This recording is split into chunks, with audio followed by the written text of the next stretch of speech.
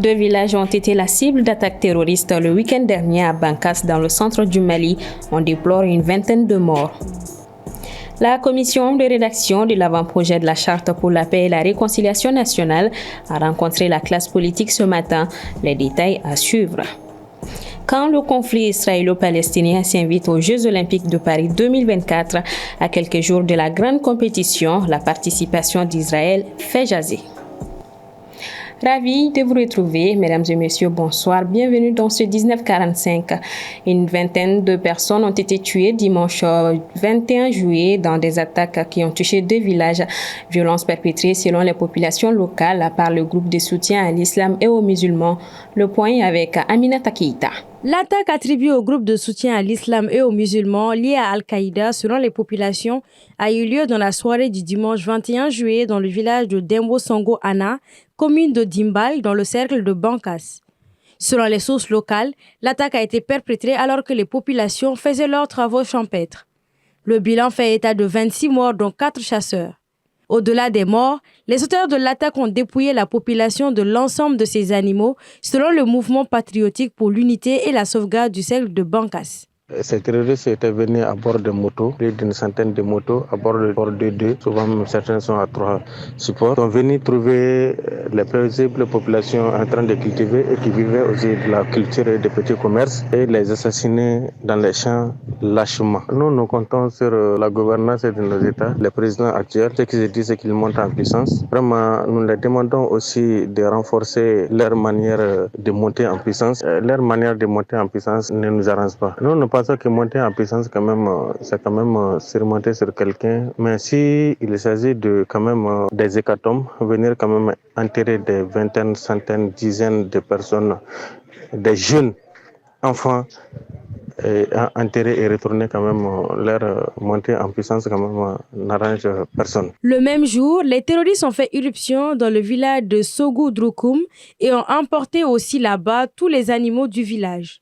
Le mouvement patriotique pour l'unité et la sauvegarde du cercle de Bankas invite les autorités à démanteler toutes les bases terroristes dans la région de Badjangara, précisément dans le cercle de Bankas. De l'autre côté, dans un communiqué en date de ce 22 juillet, les FAMA informent avoir pris le contrôle de la localité de Inafarak, à 122 km au nord-ouest de Tessalit, dans la région de Kidal. Selon l'armée, la localité de Inafarak est un carrefour commercial important, sujet à plusieurs trafics. D'ores et déjà, les FAMA affirment rechercher et détruire les postes de contrôle installés de façon illégale par les groupes armés auteurs d'abus et de rackets sur les populations. Après les forces vives de la nation, hier lundi, la commission de rédaction de l'avant-projet de la Charte pour la paix et la réconciliation nationale a rencontré ce mardi 23 juillet les acteurs de la classe politique. Objectif, leur expliquer sa mission et donner des documents dans le but de recueillir leurs suggestions. Soumaïla Fani.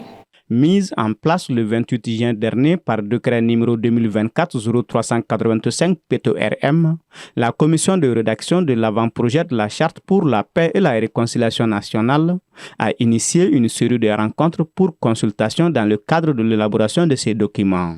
Présidée par l'ancien Premier ministre Ousmane Issoufi Maïga, cette commission a rencontré ce mardi 23 juillet la classe politique dans le but d'expliquer sa mission puis lui donner des documents afin de recueillir ses suggestions.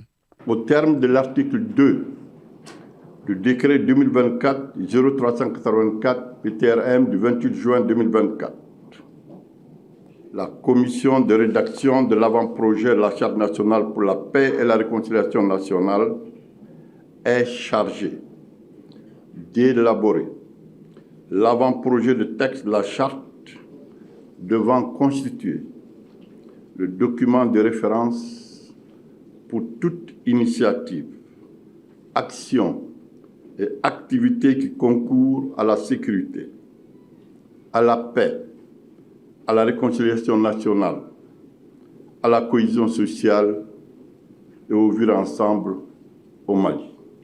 Ayant pour vocation de conquérir et d'exercer le pouvoir, les partis politiques sont selon lui les plus concernés dans l'élaboration d'un tel document.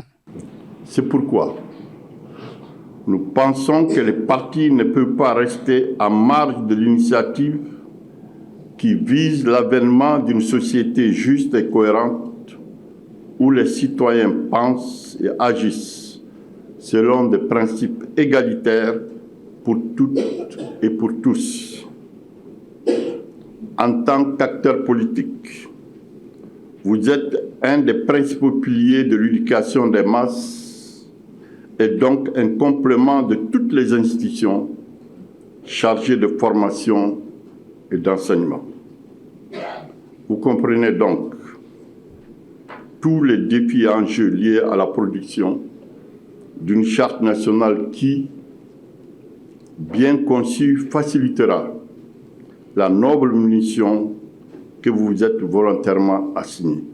C'est pour toutes ces raisons, selon le président, que les propositions et suggestions émanant des partis politiques sont essentielles pour la production de cette charte nationale.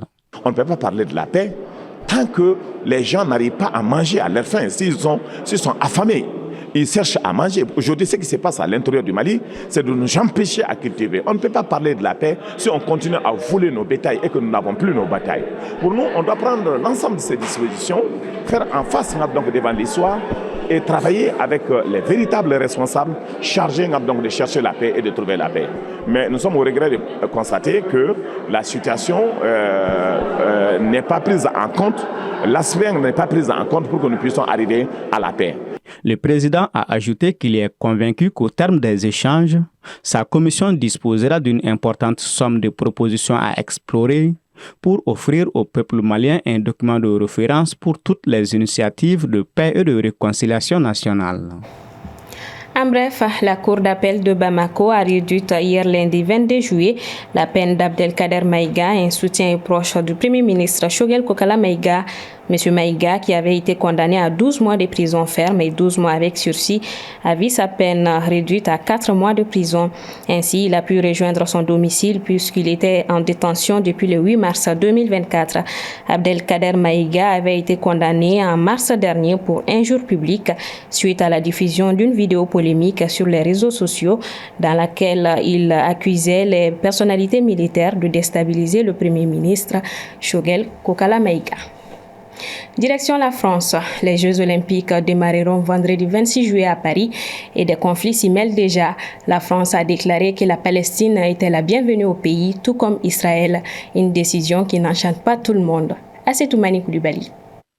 La délégation israélienne est la bienvenue en France, a déclaré lundi le ministre français des Affaires étrangères en réponse aux propositions d'un député de gauche qui avait affirmé le contraire, tandis que le comité olympique palestinien a réclamé de son côté l'exclusion immédiate d'Israël des Jeux olympiques de Paris 2024, estimant notamment qu'Israël a violé la trêve olympique proclamée par le CIO en entraînant des bombardements sur Gaza ayant eu pour conséquence des victimes civiles.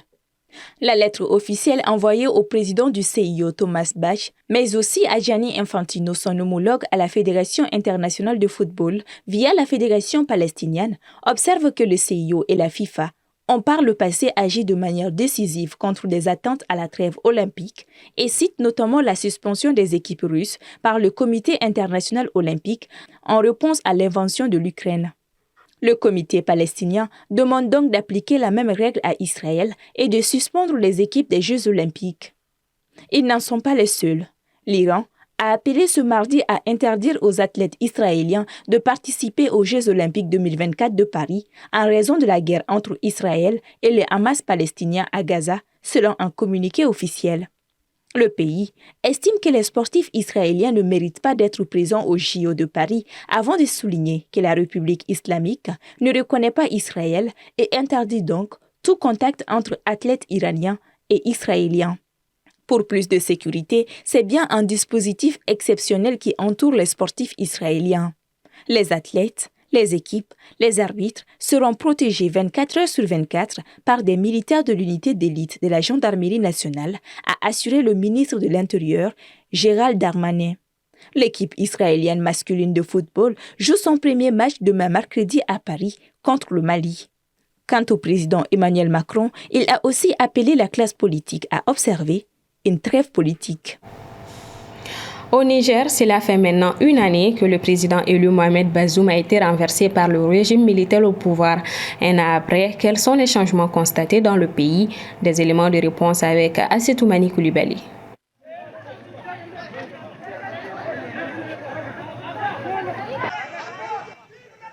Depuis leur prise au pouvoir le 26 juillet 2023, les militaires dirigés par le général Abdourahmane Tiani, ex-chef de la garde présidentielle, a d'abord instauré les changements en revoyant ses partenaires internationaux.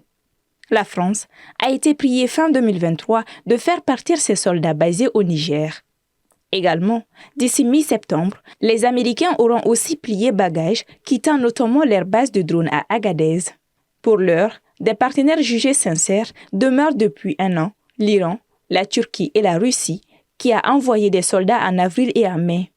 Sur le plan régional, le Niger est en bruit avec le Bénin qu'il accuse de vouloir le déstabiliser en accueillant des bases françaises, une accusation que Cotonou nie. Depuis cette mésentente, les conséquences n'en finissent pas, avec notamment les exportations du pétrole nigérien censées apporter une bouffée d'oxygène à l'économie qui sont gelées. En une année, le pays s'est rapproché de ses deux voisins, le Mali et le Burkina Faso, au point d'informer tous les trois l'Alliance des États du Sahel, actant par la suite le 6 juillet dernier la Confédération de l'AES. Avec cette union, les trois pays ont claqué la porte de la CEDEAO qu'ils accusent d'être manipulés par des puissances étrangères et de ne pas les soutenir contre le terrorisme. Après un an, le président déchu, Mohamed Bazoum, est toujours séquestré dans sa résidence et son immunité a été levée par une cour créée par le régime.